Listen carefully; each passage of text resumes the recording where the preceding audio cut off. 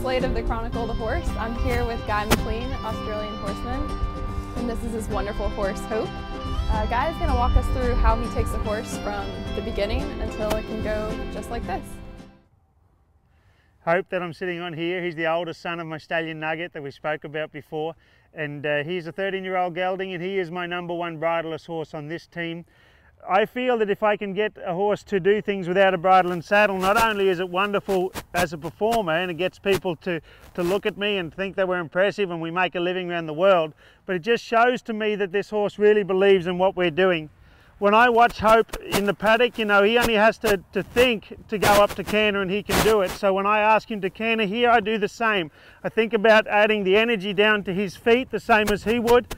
When he canters in a circle to the left, the main foot that controls his speed is this inside hind leg here. So when I'm riding, I'm just sitting on him here while I'm happy with this speed. If I want him to go a little quicker, I'd lay my left leg on and drive that inside hind foot up towards his face. If I control that hind foot, I can go from canter down to walk. I can change his direction, lift him straight back up to canter.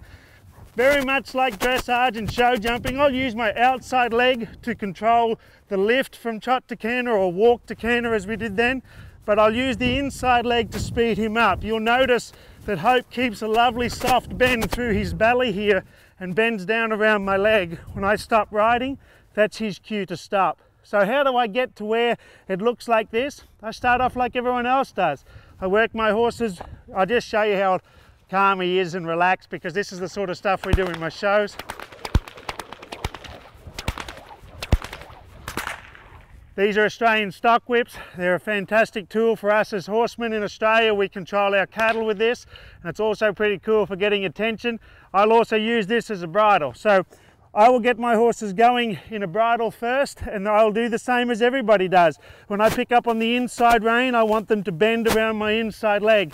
So even without the bridle on, he has learnt to bend all the way through his body. The reason I want this is I believe Hope is an athlete.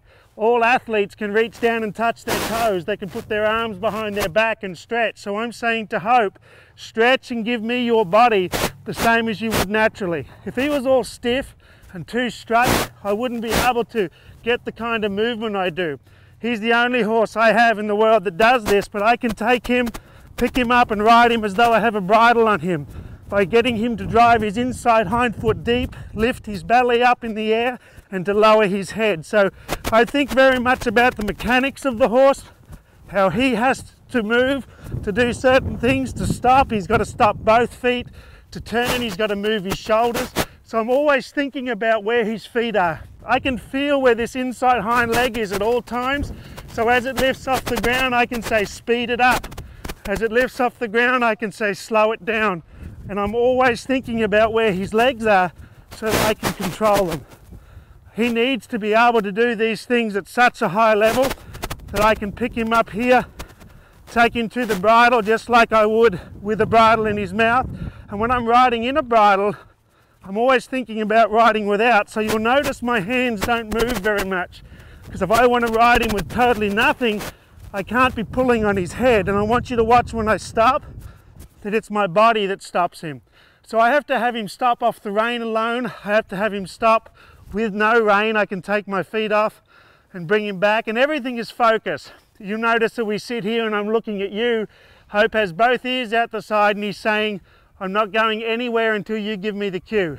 My eyes come off here to the left, my outside leg comes on, and Hope's eye and desire goes out here as well.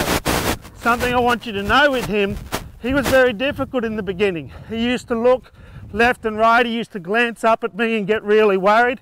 Now he stays right in the middle. He's trying to get me to sit right in the middle of him, because when I'm sitting here, there's no pressure. If I want him to come tighter into this circle, I'll lay my outside leg and look into the circle more. And Hope is saying, I love it when you sit still. So when I'm sitting still here, this is his reward. He'll maintain this size circle until I ask for more, but he's always feeling of me. The moment I sit down, take my feet off, he's thinking about getting stopped. If I keep my feet off, he'll keep backing until I put them on. So I don't ride along and just think I'm sitting on an animal that's disconnected.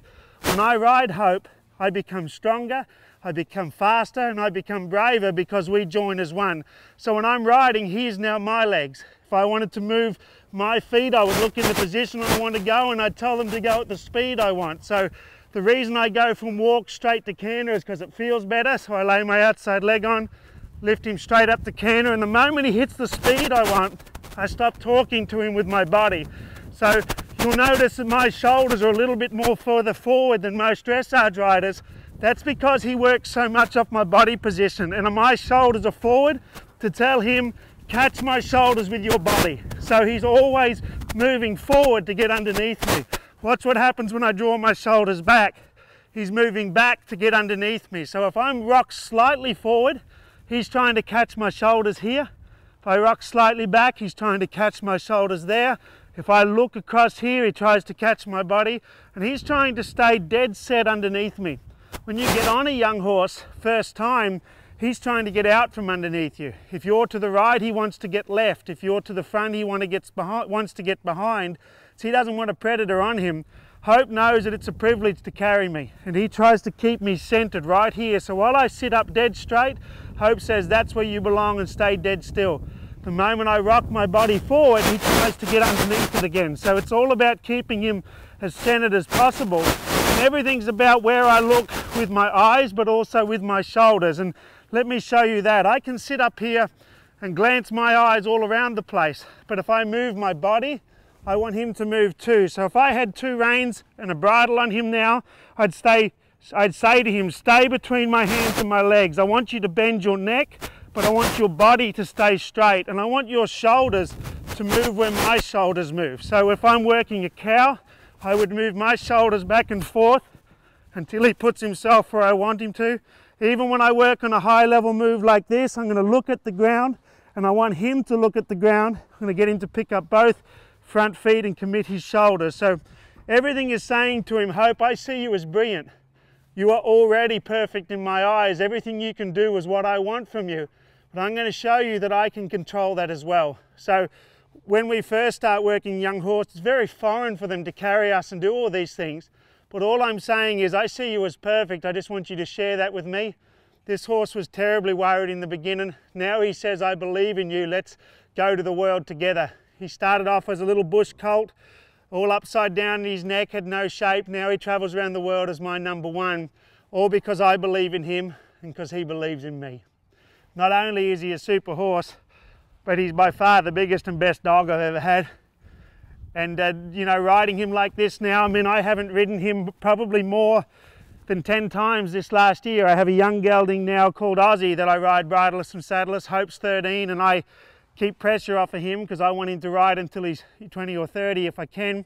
So what I say to him, when I ride, I want perfection. When I ride, I want the best of you. And he says, well, if I give you the best, you only ride me 6 or 7 times a year. It makes sense that he gives me his best every time I ride him.